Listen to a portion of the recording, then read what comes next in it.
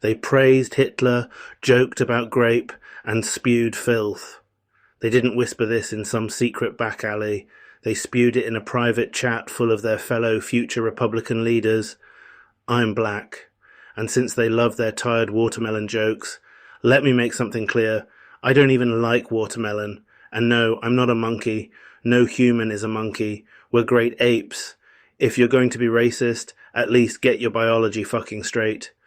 Like, this truth. You are all literally fat, ugly incels who have never once had the blessing of even coming close to a sniff of vagina. You are full of sexual frustration and anger. Mix that with your laziness and inability to control your food addiction, and we have a perfect blend of rage and celibacy. The chat, the leak, the garbage. They called their little digital sewer Restoria War Room, but it wasn't about restoring shit. It was a racist, violent, misogynistic cesspit. Months of messages, thousands of lines of bile. Not a slip, not a joke gone wrong, a full-blown ideology of filth. These men, the same ones who want to run for office, aren't intellectuals. They're a walking, wheezing hate meme wrapped in cheap suits and daddy's politics. Every slur, every vile line. This is what poured out of their diseased little group chat. They threw around the N-word like confetti. They called black people monkeys and the watermelon people. They praised Hitler outright, said, I love Hitler. Talked about gas chambers like it was punchline material. They hurled anti-Semitic shit like fat, stinky Jew. One of them called grape epic. They used disability slurs hundreds of times. They bragged about torture, joked about driving people to suicide. They spat out a homophobic slurs, the F-bomb, like they were stuck in some 4chan time warp. And they reduced women to nothing but holes and objects, straight up incel energy. That isn't dark humour. That's the language of fascists who think the internet is their private clubhouse. Let's mock their brilliance. They think they're clever, dangerous, untouchable, but look at them, screeching into a group chat like little boys who never grew up, idiots who mistake hate for power. One of them actually bragged, we'd be cooked if anyone saw this. Yeah, no shit. You'd be cooked because you're parading around with your clan cosplay vocabulary. They spew this garbage because they have nothing real. No talent, no depth, no purpose. Just bile and a Wi-Fi connection. Why this matters. These aren't random trolls. These are men trying to build careers in politics, positions of power, influence, policy. These are the same men who smile for cameras in public and praise Hitler in private. They want to shape laws while joking about grape and gas chambers. And they think no one's going to find out. Get it straight. They aren't random trolls online. These are young Republican leaders, people who want to run America. And they've been caught saying shit so vile, it makes 4chan look like Sesame Street. This wasn't 1 or 2 messages. It was 28,000 lines. And now the world gets to hear exactly what they said. The names: Peter Giunta, Bobby Walker, Joseph Maligno, William Hendrix, Annie Kaykaty, Samuel Douglas. These people aren't nobodies. They hold or held leadership roles in young Republican chapters in New York, Kansas, Vermont, Arizona.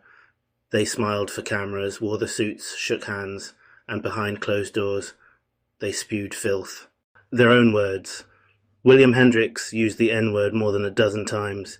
He said, and I quote, "Would he like some watermelon and Kool-Aid with that?" Peter Giunta said, "I love Hitler." He joked about sending people to gas chambers. Joseph Maligno thought it was cute to say, "Can we fix the showers? Gas chambers don't fit the Hitler aesthetic." Giunta again called someone a fat, stinky Jew. He said, "I'd go to the zoo if I wanted to watch monkey play ball," referring to black people. He called us the watermelon people. Annie Kaykaty, "I'm ready to watch people burn now." And let's not forget Samuel Douglas, sitting in Vermont politics, making sleazy comments about women and echoing the same racist trash. The reality: these people want power. They want your votes. They want to sit in government and shape laws. But they've already told us who they are. They're not leaders. They're pussies with fat fingers and a hate kink. Let their names rot in public record. Remember them, repeat them, because they sure as hell wanted this to stay private, and we're not letting that happen. Peter Giunta, Bobby Walker, Joseph Maligno, William Hendrix, Annie Kaykaty, Samuel Douglas. We understand you can't get a girlfriend. We understand you have never declined a meal. We understand you are virgins, and we understand you are enraged about it. We see you, we heard every word, and now the world will too. Not right, not left, just real. Got new reaction tonight after a Vermont state senator allegedly made racist comments in a group chat. Thanks for joining us tonight at 11 o'clock. I'm Brian Colleran. And I'm Liz Streppa. A new report from Politico says Samuel Douglas, a Republican from Orleans County, was in this chat with a large group of young Republicans from all across the country. NBC5's Jackson Stover spoke with lawmakers tonight. Jackson, Governor Phil Scott and others are calling for Douglas to resign tonight. Yeah, Brian, Liz, they are. Lawmakers on both sides of the aisle are calling out the young Republicans and say hateful rhetoric like this have no place in the United States. Vermont leaders calling on one of their own, a state senator, to resign. This comes after a group chat of Republican lawmakers was leaked online Monday. According to a new report from Politico, Orleans County Senator Sam Douglas, along with a number of other young Republicans, allegedly joked about gas chambers, slavery, and rape in a Telegram group chat online, targeting minorities and protected groups. Those published messages prompted Governor Phil Scott to call on Douglas and everyone else in the chat to resign immediately, something Senate Majority Leader Kaykaty Hinsdale echoes. It certainly means a lot that we are all joining together to say that this is not okay. In one conversation that was published by the news outlet, Douglas allegedly made offensive remarks about an acquaintance of Indian descent and made anti-Semitic remarks about a colleague. As an Indian woman of the Jewish faith, Ram Hinsdale says to see her colleague had a role in this was overwhelming. This is a very painful day for senators in Vermont, but certainly not as painful as the many Vermonters that are reading these statements that are incredibly hurtful to Jewish people, gay people, Black people, even Indian people. Former U.S. Senate candidate Gerald Malloy says these messages do not reflect what the Republican Party stands for. Vile, racist language. There's no place for that in the United States of America. But he wants the facts first and hopes in time we learn more about the group chat, who was in it, and everything that was said between them. If it pans out that some of those, that language was used by some of these people, yes, they should resign, or they don't belong in part of the Republican Party or part of any party, really.